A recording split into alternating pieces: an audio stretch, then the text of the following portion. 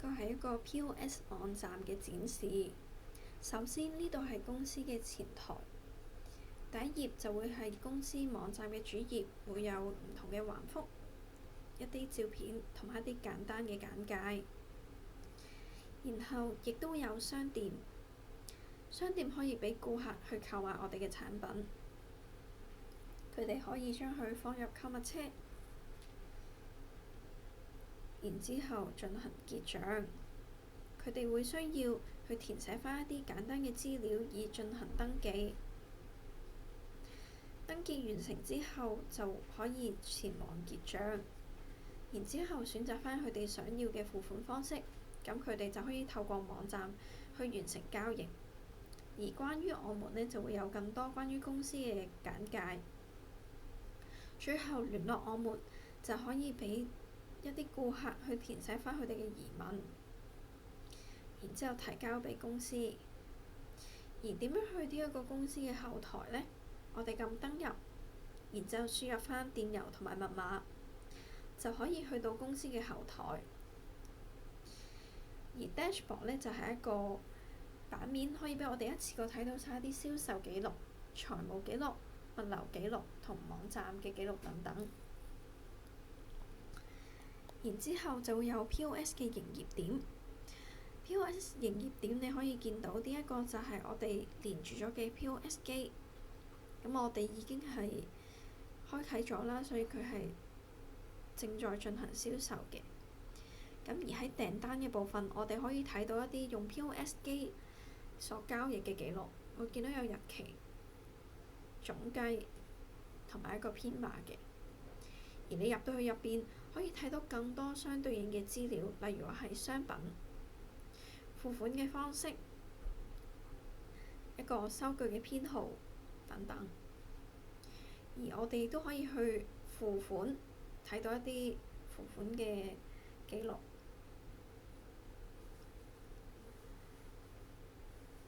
你可以見到有付款嘅方式、金額、日期。而你入去亦都係可以去返相對應嘅記錄嘅。然之後最後就會係客戶，你哋亦都可以將客戶資料登記到呢一個後台。而產品呢，就可以見到 POS 機可以選擇嘅一啲商品。一樣，我哋入去可以睇到更多詳細嘅資料。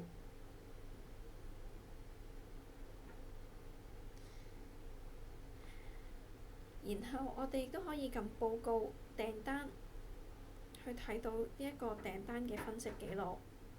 我哋可以將佢分組，例如話係商品，咁就可以分析到唔同商品嘅銷售情況，邊一個貨品賣得比較多。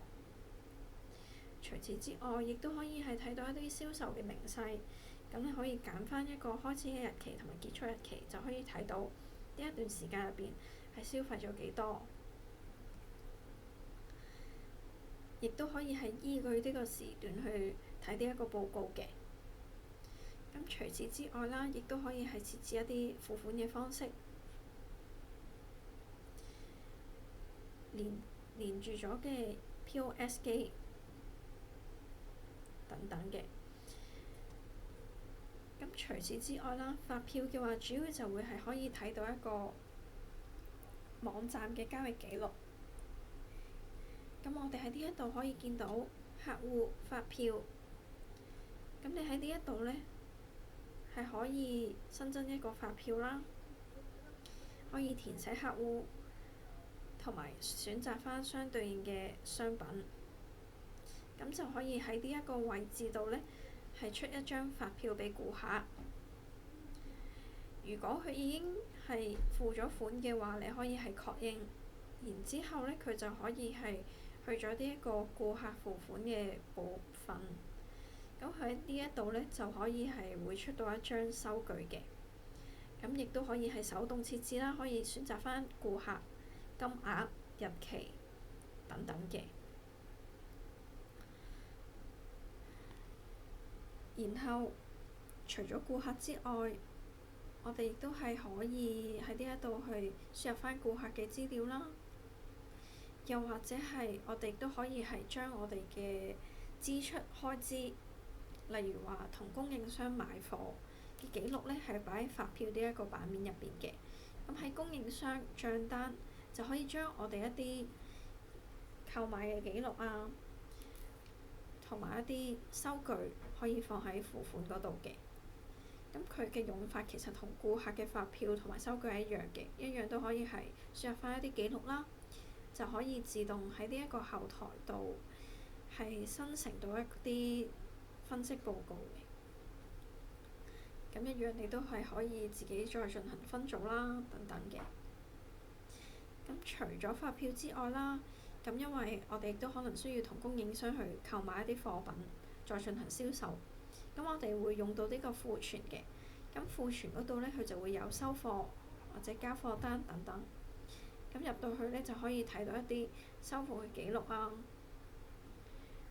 交貨嘅記錄啊，一樣入到去都會睇到更多詳細嘅資料嘅。又或者我哋可以係調整一個庫存嘅記錄嘅，咁就可以盤點翻一個在庫嘅數量啦。然後亦都可以係補貨嘅。咁補貨呢一個從訂貨規則呢，其實你就可以見到在庫有幾多。咁你可以係設置一個最少值啦，例如話係最少需要有5件貨嘅。咁當呢一個在庫嘅數值係少過5嘅時候呢，呢一度你就可以睇到一個提醒，叫你要再次入貨嘅。一樣都可以係睇到一啲報告啦。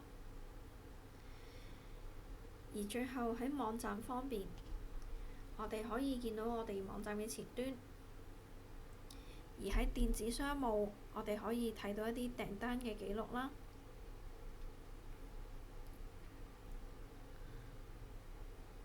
然後亦都係可以係睇到產品嘅。咁產品呢，我哋可以喺呢一度新增新嘅產品啦，填寫翻一啲相對應嘅資料，同埋可以係上傳照片嘅。當你填寫晒呢一啲產品嘅資料之後呢，你需要撳前往網站，然之後將佢變成已發布，佢先會喺前台度顯示到嘅。咁除此之外啦，其實亦都可以係睇到一啲其他訂單嘅記錄嘅。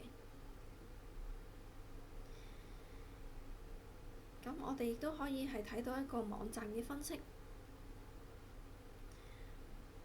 線上銷售嘅分析，訪客同埋瀏覽數等等嘅。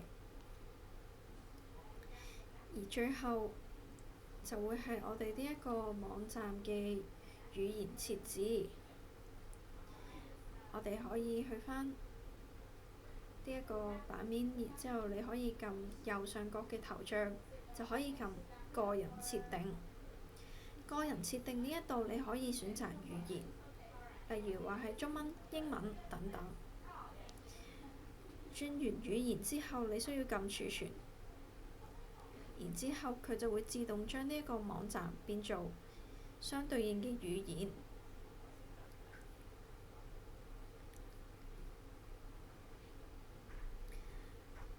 網站大致上就係咁多啦。